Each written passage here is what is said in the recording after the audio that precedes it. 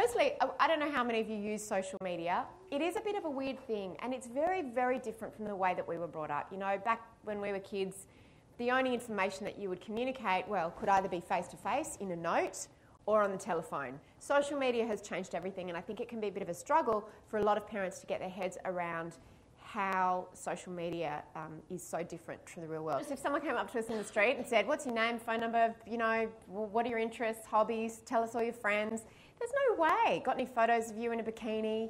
There's no way we'd give across any of that information.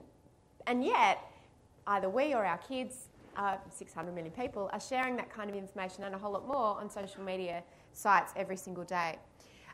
My overwhelming message when it comes to online and how to deal with it with your kids is stay calm and don't be an ostrich. It's not just full of cyberbullies. There are a lot of really positive things that your child can get from online and that you as a parent can get from the fact that your child is online. You know, the online world, and Facebook particularly, is a fact of life, and part of our responsibility as parents is teaching our kids about nutrition, about road safety, and about navigating the online world safely. That's really, really important. You teach them stranger danger and you teach them about protecting their reputation online. Something that can be really helpful is to sit down with your kid and say, explain to me how this works, whether it's Club Penguin, Facebook, whatever. What do you like about it? Show me how it works. And sometimes they'll really love this idea of being the teacher.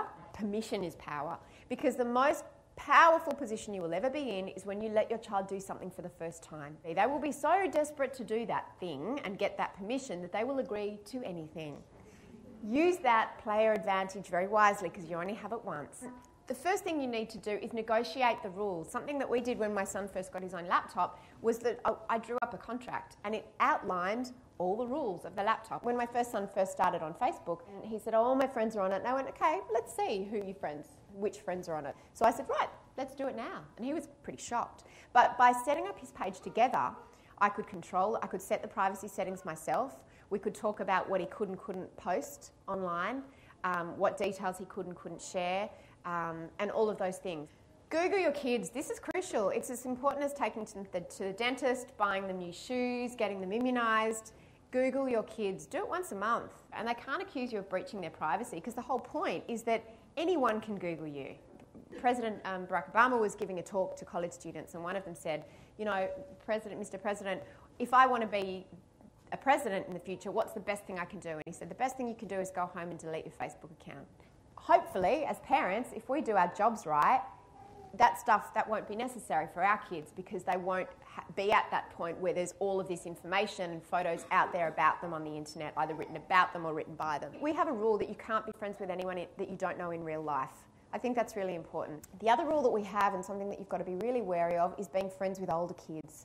You've got to say, look, they might be a great kid, but is it appropriate for your 10-year-old to be hanging out with your 15-year-old's friends unsupervised, given what your 15-year-old or your friend's 15-year-old might be talking about? Delete friends, delete comments, delete photos, delete tags. Photos. Make sure you've got strong rules about photos. It might be no photos in school uniform that's identifying. It might be no photos of siblings. It might be no photos of mum. It might be a case of you should teach them, if they're going to post a photo of themselves with a friend, they should ask that friend's permission. Again, it's about us teaching our children good social media etiquette. You'll have to decide the level to which you'll snoop. I think there's things like browser history. I think that's perfectly acceptable to be able to look in your child's browser history. Consequences are something that's really hard. We know that the consequence part of a child's brain takes until their early 20s to develop. And the same for online. You need to always say to your child, you think no one's going to see it, but that can be screen grabbed. It can be forwarded. It can be seen over the shoulder by someone's parent. It can be taken to the police. It can be taken to your school. Instill fear. Yes, I've got a friend who who found porn on her daughter's laptop, and she told her daughter that she knew. She didn't want to say she'd been snooping. She said, oh, you know, we've got this new software that comes with our wireless router, and it gives us a report every day of every site that's been accessed by every computer in the house. Not true, but they don't know that. So we don't want our kids to be the victims of bullying, but we also don't want our kids to be cyber bullies themselves, even though they didn't realise that forwarding a message or showing someone a message that was intended for someone else, it is a form of bullying, and it's a great, great way to educate both yourself as adults and kids about, you know, the different ways. That's onlooking. So when you see someone being cyber bullied, saying nothing, that's a type of bullying. Stay engaged. It's a bit like Joe's thing with follow-up. Stay engaged. Keep communicating with them.